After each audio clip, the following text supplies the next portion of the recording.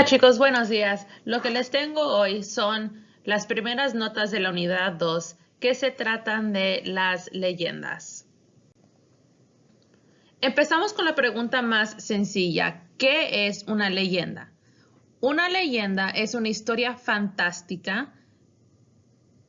Observen cómo uso la palabra fantástica. No la estoy usando como la traducción al inglés de la palabra fantastic, pero lo estoy usando al referirme al género literario de la fantasía. Es una historia fantástica, o sea, algo irreal o imaginario. Pero lo que distingue una leyenda de cualquier otra historia es que a pesar de ser fantástico, está basado en eventos reales. Y este tipo de historia se ha transmitido de forma oral, lo que se conoce en inglés como oral tradition. Las leyendas tienen un propósito bastante sencillo. Es explicar algo, pero hay ciertos tipos de explicaciones que se nos pueden dar. La primera es la explicación de un fenómeno de la naturaleza. Los fenómenos de la naturaleza consisten de eventos como terremotos, huracanes, lluvia, nieve, los arcoíris. La segunda explicación que se nos puede dar es la creación del mundo. ¿Cómo vino a dar el mundo a ser como lo conocemos hoy en día? Tercera explicación son nuestros orígenes, de dónde vienen los humanos. Y la cuarta explicación, los orígenes de flora y fauna, de dónde vienen ciertos animales o ciertas plantas. Un ejemplo muy famoso de la mitología griega es el dios Poseidón. Según la mitología griega, él era el que controlaba el agua.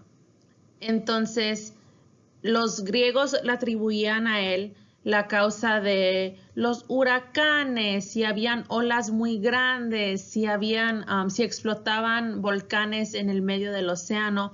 Todos los griegos atribuían esas cualidades a él. Entonces, así los griegos explicaban los fenómenos de la naturaleza.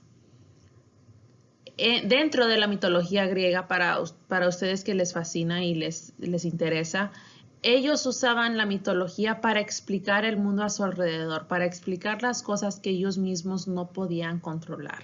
De dónde venían las plantas, los animales, todo esto se explicaba a través de los dioses en su mitología.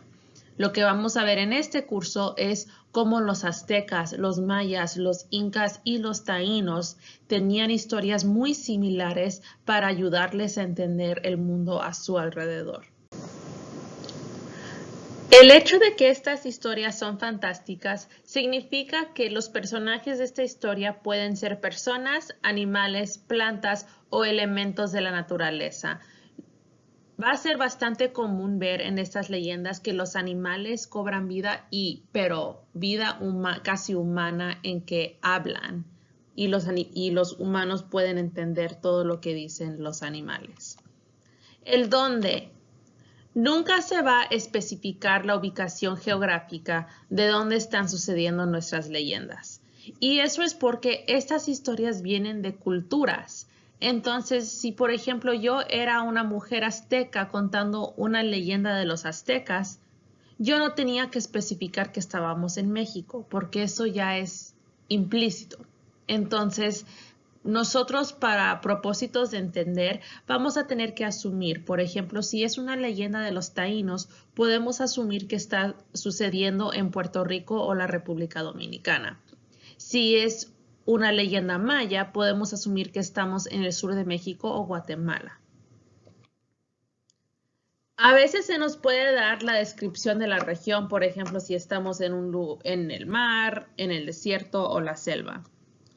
Y lo mismo sucede con el cuándo. Nunca se va a especificar una fecha fija. Siempre se nos va a decir en un tiempo lejano en el pasado. Pero fecha propia nunca se va a dar.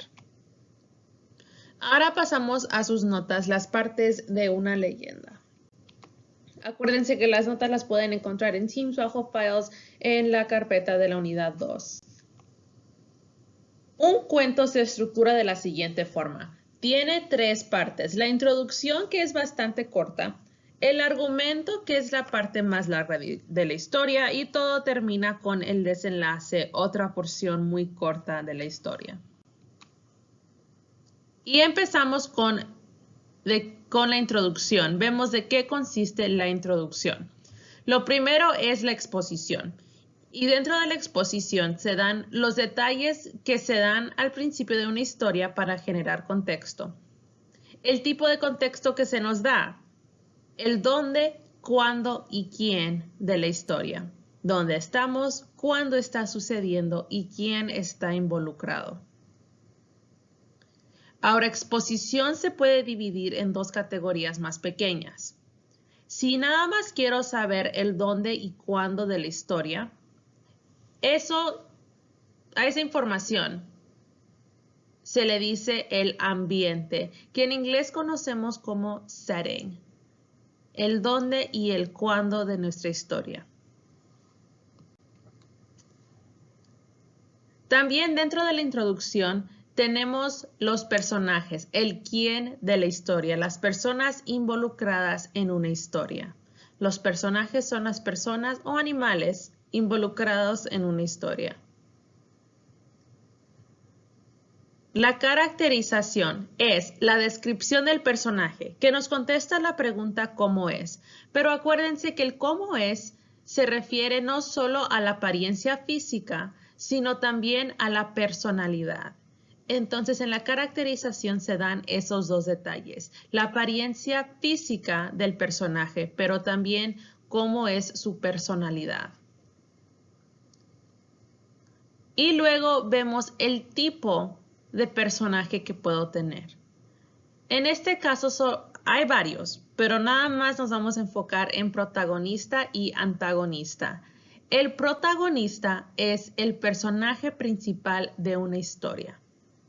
De nuevo, el protagonista es el personaje principal de la historia.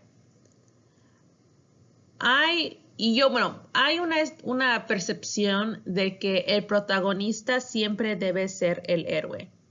Yo quiero que abandonen ese pensamiento de que el protagonista a fuerzas tiene que ser el héroe. El protagonista solamente es el mero de la historia. O sea, no siempre el mero va a ser la mejor persona. Tomen, por ejemplo, en la película The Joker, aquellos que lo hayan visto, vemos cómo nuestro protagonista se transforma de héroe a villano a través de la película. Entonces, al final de esa película termina que nuestro protagonista, de hecho, es un villano. Y aunque no se esperaba, así pasa. Y el antagonista es el personaje que crea un obstáculo para el protagonista. Por ejemplo, en la película del Joker tenemos el antagonista siendo el gobierno y, bueno, el mismo Batman. Entonces, tomen ese punto de vista, que el antagonista no siempre es malo y el protagonista no siempre es bueno. Solamente son las 2 fuerzas que toman acción una contra otra. El protagonista queriendo lograr su meta y el antagonista haciéndolo más difícil, poniéndole obstáculos y todo eso. Y esto nos lleva al argumento, que es la parte más larga de esta historia. Esto se debe a que en esta parte se nos dan más detalles y se desarrollan todas las acciones. Así es que el argumento empieza con la acción ascendente, lo que conocemos en inglés como rising action. Aquí es una serie de eventos, o sea, son varios eventos en la historia que crean suspenso y nos presentan un problema para solucionar. De nuevo, la acción ascendente son muchísimos eventos pequeños en la historia. Uno de ellos que es el problema que vamos a solucionar. Y a ese problema se le dice el conflicto. El conflicto es el problema al cual se enfrenta el protagonista. Y como les acabo de decir, esto se presenta dentro de la acción ascendente. Nuestro conflicto se puede categorizar en una de 3 formas. Los 3 tipos de conflictos son personaje contra personaje, que es el más común, personaje contra sociedad, personaje contra mundo o personaje contra naturaleza. Y al final podemos tener personaje contra sí mismo. Eso es menos común, pero esto es cuando el personaje tiene un conflicto interno con el cual está lidiando. Si vemos, por ejemplo, la película de Joker, si seguimos con nuestro ejemplo, vemos que se presentan dos conflictos no muy comunes. Se presenta personaje contra sociedad, en el cual tenemos el Joker no estando de acuerdo de las normas del poder y estatus que tiene la gente en la sociedad en el cual él existe. Así es que su meta para él es cambiar el mundo de esa forma. Así es que ese es su primer conflicto, pero su otro conflicto es interno. Él batalla mucho con su propia ansiedad y depresión. Así es que vemos ese conflicto por otro lado, el conflicto de personaje contra sí mismo. El argumento continúa con el clímax. Después de que suba toda la acción, después de que acaba la acción ascendente, se nos presenta el clímax. Y este es el momento de suspenso, de mayor suspenso o intensidad en una historia. En este momento se tiene que tomar una decisión y esta decisión usualmente impacta a los personajes principales. De nuevo, en este punto tenemos dos rumbos, rumbo A y rumbo B. Dependiendo en la decisión que tome nuestro personaje principal, la historia va a cambiar completamente. Después de que se lleva a cabo la decisión del momento climático, empieza la acción descendente. Y esto es cuando empiezan los pasos hacia la solución del problema que se nos presentó. En estos eventos se resuelve el conflicto y de nuevo son los resultados de la decisión que se tomó en el momento climático. Igual, muy similar a la acción ascendente, la acción descendente consiste de varios eventos que nos va llevando hacia el final de nuestra historia. Y al final de la historia se le dice el desenlace y esto es cómo termina la historia, el fin de la acción y a veces nos deja con una lección, moraleja o explicación. De nuevo, como estamos viendo leyendas, es más probable que nos deje con una moraleja o explicación de por qué sucedió algo. Y nuestra información se presenta de la siguiente forma. Nosotros vamos a usar esta imagen para organizar nuestras ideas. Y como les dije, todo empieza con la exposición. Y en la exposición empezamos con el ambiente, el lugar y el tiempo, el dónde y el cuándo de nuestra historia. Después de ambiente, hablamos sobre los personajes y su caracterización, quién está involucrado en esta historia. Y de ahí empieza nuestra acción ascendente. Las acciones que empiezan a desarrollarse hacia solucionar el problema. Acordándonos que dentro de aquí se presenta nuestro conflicto, dentro de la acción ascendente, porque la acción ascendente empieza aquí. Y empiezan la serie de eventos que van a formar la acción ascendente, una de ellas siendo el conflicto. Nuestro conflicto, ese evento, lo vamos a categorizar de una de tres formas: personaje contra personaje, personaje contra naturaleza, personaje contra mundo o personaje contra sociedad. O la tercera opción, personaje contra sí mismo. Todo eso nos lleva al momento climático de la historia, acordándonos que aquí tenemos dos rumbos. Tenemos rumbo A y tenemos rumbo B. Y esto es de nuevo el momento de máxima tensión e importancia de narración. Es el momento que cambia la historia.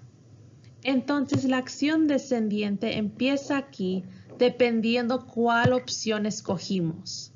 Entonces es el resultado directo de la opción que escogimos en el clímax y así empieza a bajar la acción y se empieza a solucionar el conflicto. Se empieza a solucionar el conflicto dentro de la acción descendente y luego eso nos lleva al desenlace, que es el final de la historia. Y aquí se nos puede de nuevo presentar una moraleja, una enseñanza o algo de ese tipo. Espero que estas notas hayan sido útiles para ustedes. Acuérdense que yo quiero su guía de notas llenos completamente con estas notas para que mañana podamos empezar nuestro proceso de usar este mapa para entender nuestras historias. Gracias.